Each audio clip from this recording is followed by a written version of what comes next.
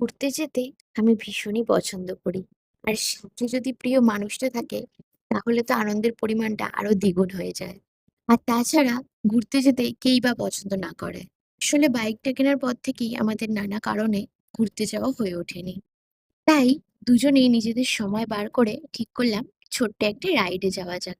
হ্যাঁ, অনেকেই হয়তো এই হাইওয়ে দিয়ে গেছো, কিন্তু আমি এই হাইওয়েটা ১ম বার দেখছি।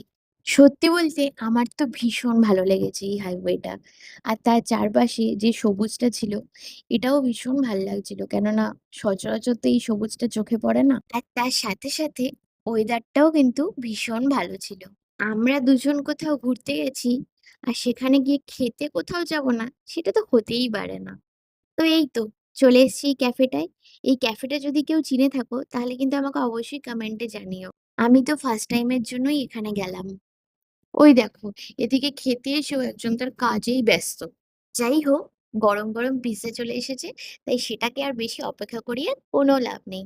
আর হ্যাঁ, পিৎজাটা খেতে কিন্তু সত্যিই ভীষণ ভালো ছিল। তবে হ্যাঁ, এর সাথে একটা বার্গার নিয়েছিলাম, যেটা আমার অতটাও ভালো লাগেনি। যাই হোক, খাওয়া-দাওয়া কমপ্লিট করে চললাম বাড়ির উদ্দেশ্যে। তো আজকের জন্য ভিডিওটা এটুকুই রইলো। ভিডিওটা ভালো লেগে থাকলে একটা লাইক করে দিও। আর এই ছোট্ট ভিডিওটা কেমন লাগলো সেটা অবশ্যই জানিও। সবাই ভালো থেকো, সুস্থ থেকো। আর Facebook থেকে দেখে থাকলে আমাকে ফলো করে দিও। আর যদি YouTube থেকে দেখে থাকো তাহলে চ্যানেলটা সাবস্ক্রাইব করে দিও। ওকে, বাই।